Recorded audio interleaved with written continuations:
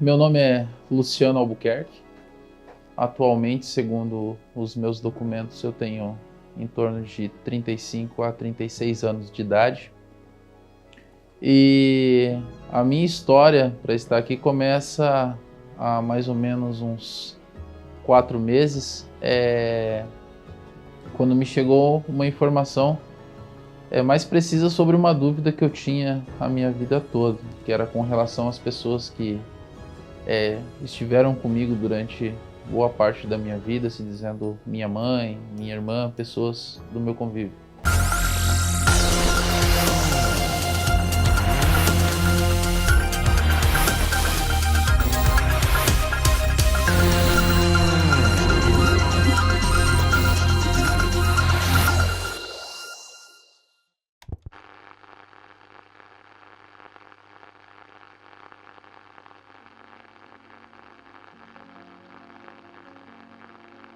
Eu já desconfiava que não pertencia à família por diversas coisas. Havia divergência na idade da pessoa que estava comigo, não poderia ser minha mãe.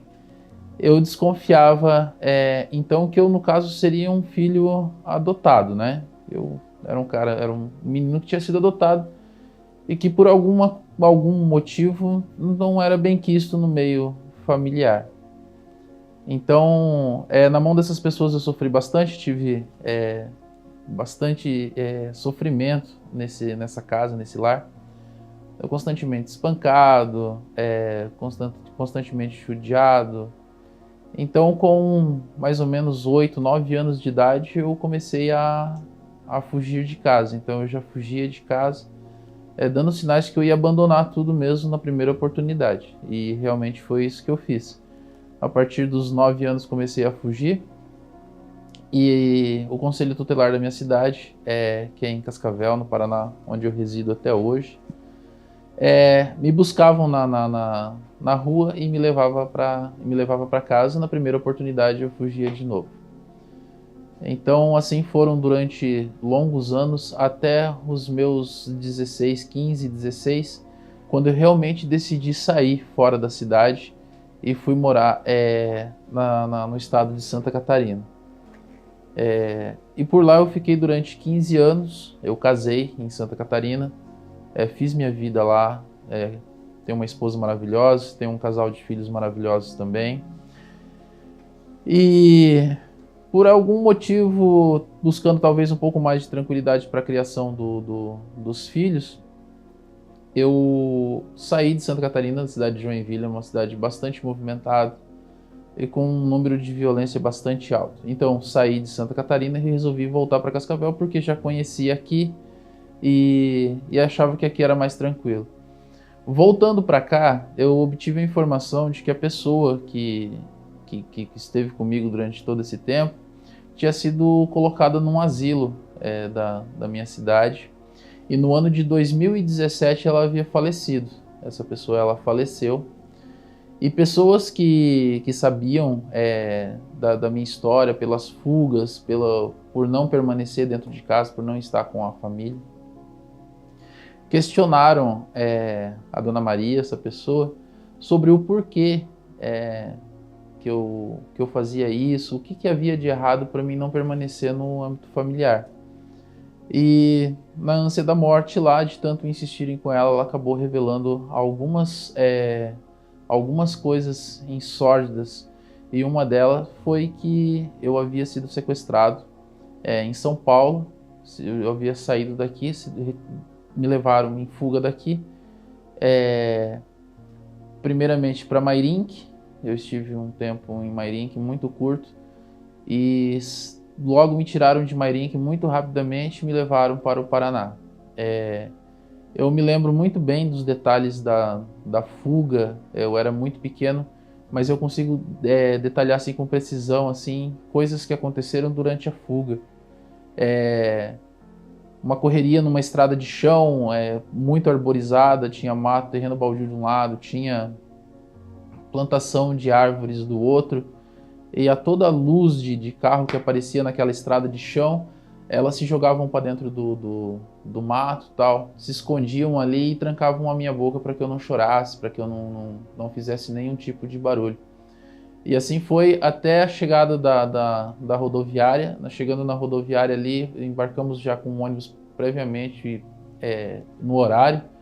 E aí me colocaram nesse ônibus daí e me mandaram para o Paraná, que foi aonde eu fiquei toda a minha vida praticamente. Então, a partir do instante que eu descobri isso por intermédio dessa pessoa que trabalhava no asilo, eu realmente obtive certeza de que eu não era adotado, de que eu não pertencia à família, que sim, eu havia sido raptado, justamente por me lembrar dessas cenas. Então, eu tomei a decisão de gravar um vídeo, e com a ajuda do meu cunhado, que eu quero agradecer muito, Natanael, por ter me dado esse apoio, uma moral muito grande. Ele me colocou em 2 grupos aqui de São Paulo, o grupo Desaparecidos e o grupo de buscas de pessoas desaparecidas aqui de São Paulo. Meu vídeo, em 1 hora que eu havia postado, viralizou. Em 1 hora já havia mais de 360 compartilhamentos. Isso daí fez com que centenas de milhares de pessoas buscassem meus contatos nas redes sociais e entrassem em contato comigo. Então explodiu os meus contatos, explodiu o Messenger, explodiu o WhatsApp, porque eu deixei um telefone de contato no meu vídeo. E nesses inúmeros contatos que me chegaram, 5 pessoas me trouxeram o caso Kennedy para mim. 5 pessoas postaram lá e pediram para que eu desse uma olhada nos links e fizesse uma comparação e visse o que poderia ser. Mas de primeiro momento, como tudo era muito novo, tudo estava muito recente para mim, eu não estava conseguindo assimilar tanta gente. Mas uma moça chegou com um pouco mais de cuidado e me chamou no Messenger e trouxe também o caso Kennedy para mim. E de uma forma bem simples ela começou a me explicar como é que era, como é que não era. E eu resolvi abraçar o caso. Por quê? Na história que é contada pelas matérias, pelos links que eu assisti, pelas matérias que já foram feitas antigamente, eu consegui perceber semelhanças na fuga que foi feita comigo, da onde foi, como era o terreno naquela época, como eram as situações, e eu abracei o caso. Em seguida eu já tive contato com a dona Diva, com a família dela. Em seguida o Anderson chegou ao meu contato também, tomamos conhecimento disso. E hoje nós estamos aqui, para tirar toda a sombra que tiver em cima disso, para tirar fechar essa porta de tantos anos, de uma mãe que sofre, e não posso negar, de um filho que sofre também a busca do seu ente querido. E outro agravante também é que nós temos uma semelhança assim assombrosa. A família toda tem uma semelhança muito grande comigo, eu me assemelho muito a eles. Então tem uma série de coisas que me levam a crer. Dona Diva contou para mim que Kennedy, quando era criança, já havia pisado num caco de vidro, numa boca de garrafa quebrada, e havia uma cicatriz circular ou semicircular no pé, dado ao fato desse imprevisto. E eu fui questionado a respeito se eu tinha uma cicatriz igual essa no meu pé, mas nós não temos o hábito de olhar a sola dos nossos pés durante o nosso crescimento, ninguém vai ficar olhando a sola do pé. Então eu pedi que a minha esposa, com o meu celular, fotografasse as solas do meu pé, e justo no pé direito, que foi o que a dona Diva contou para mim, existe sim uma cicatriz semicircular, que provavelmente seja de uma pisadura em garrafa quebrada. Então, nós temos assim praticamente 99% de certeza de que algo bom pode acontecer durante esses dias. Então eu estou apreensivo, a família toda está apreensiva, mas eu creio que tudo vai dar certo para a honra e para a glória de Deus aí, e a gente vai encerrar esse ciclo aí. 99% de certeza é um pouco demais, né? Você disse que você se lembra de alguma coisa relacionada à fuga. Sim. No passado. Essas semelhanças que fazem com que você tenha esses 99% de certeza, além do corte no pé. teve alguma identificação no momento que vocês se viram aqui, no momento que vocês falaram, vocês sentiram alguma coisa? Ah, cara, desde o primeiro dia que eu vi ela por videochamada, ela fez uma videochamada para conversar comigo, desde o primeiro áudio, o coração da gente palpita, né? Bate mais forte. E sentimentos assim não afloram por qualquer motivo, né? Por qualquer situação. Sentimentos assim são sentimentos de afeto, de amor, de carinho. A gente geralmente transmite esse tipo de sentimento para um familiar, para um filho, entendeu? Então isso é muito forte, cara. Isso é muito forte. E você disse que as lembranças que você tem daquele dia da fuga, elas são... O Kennedy tinha em torno de 4 anos, né, quando isso aconteceu, né? Por que você acha que essas lembranças são tão frescas na sua mente? Assim, você acha que por de repente ter sido um momento traumático, alguma coisa assim? Com certeza, com certeza. Eu consigo me lembrar que eu queria chorar. Eu queria chorar. Eu não chorava porque era tapada a minha boca e não deixavam que eu chorasse. E assim foi durante toda a viagem, durante todo o trajeto, eu não estava contente, eu estava querendo chorar, estava triste com aquela situação, entendeu? Era isso que acontecia o tempo todo. E você acha que isso era lá em Mogi? Eu acompanhei as notícias, vi algumas filmagens da região e sim, pelo que eu me lembro do lugar da onde eu fui tirado, não era dia, era noite. Era noite, era de noite. O lugar se assemelha muito. Existia um lugar com uma subida alta, íngreme.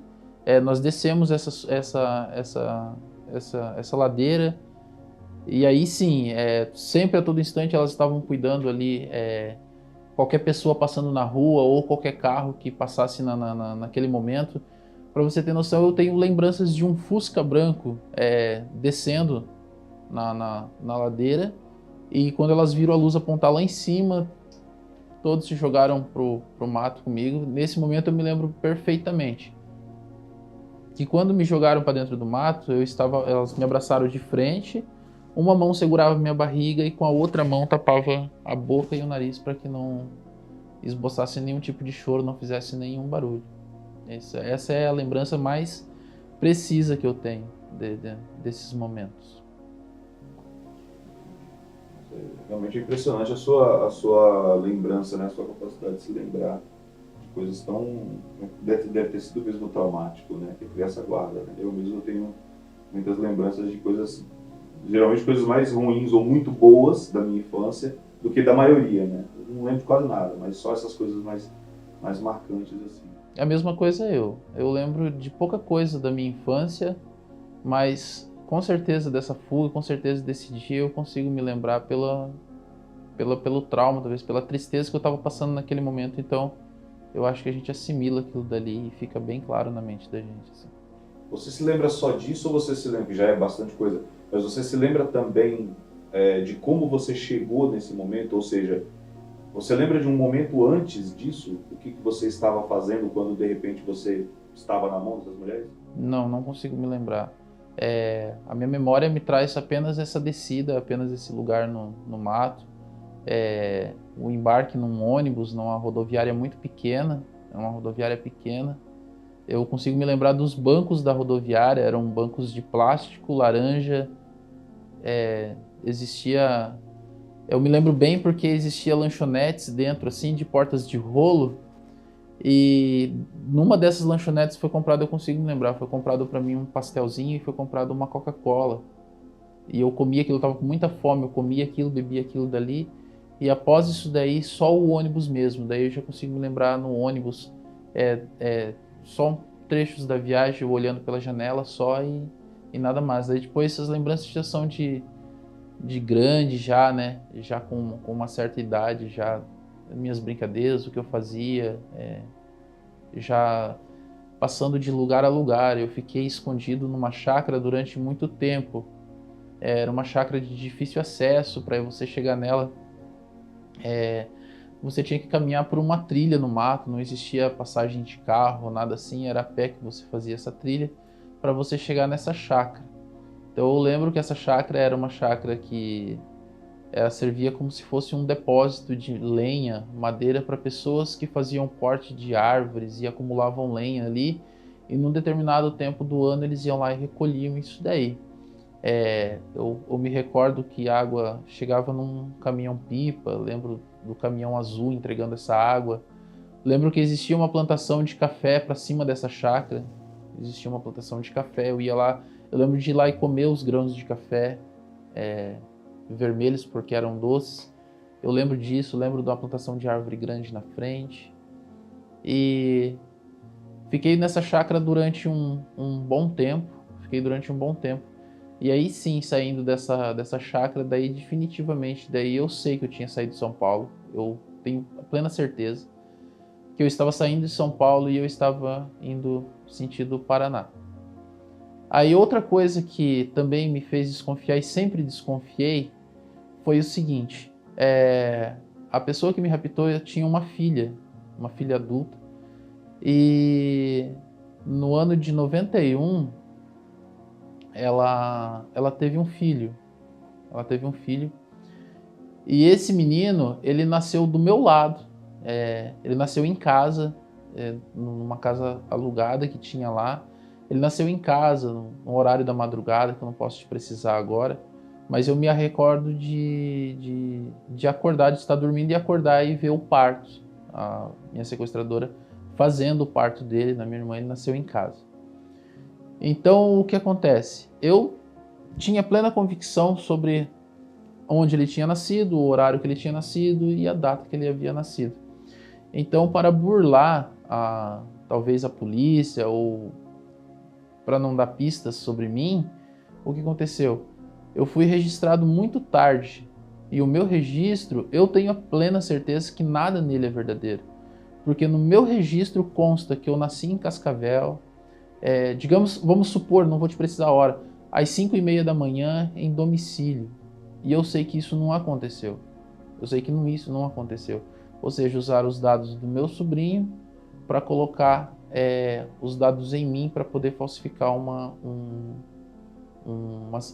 certidão de nascimento, digamos assim. Minha certidão consta lá, se você ver minha certidão, ela tem esses dados, mas esses dados eles conferem junto com a data de nascimento do meu sobrinho, não com a minha data. Ou seja, você pode ser uns 4 anos mais velho. Sim, existe essa probabilidade. Até então eu estava comemorando aniversário no dia 19, né? Na minha certidão lá consta que eu nasci no dia 19/2/86, entendeu? Só que existe uma grande mentira em tudo isso daí. Existe uma grande mentira. Então a partir daí eu comecei a flutuar nessa idade, já não tendo mais precisão da minha idade, já não consigo mais acertar a idade que eu tenho.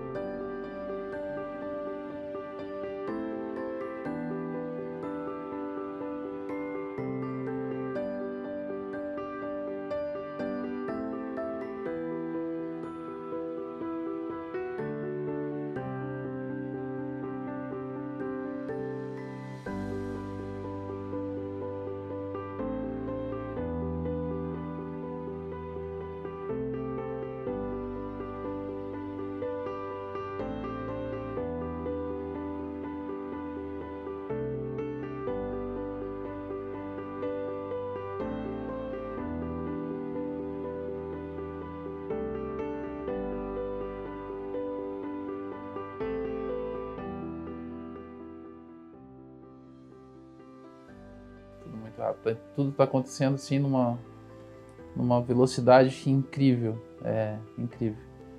E eu desejo com toda a alma que esse desdobramento seja o mais feliz possível. Eu quero encerrar isso daí, quero minha vida, quero minha família.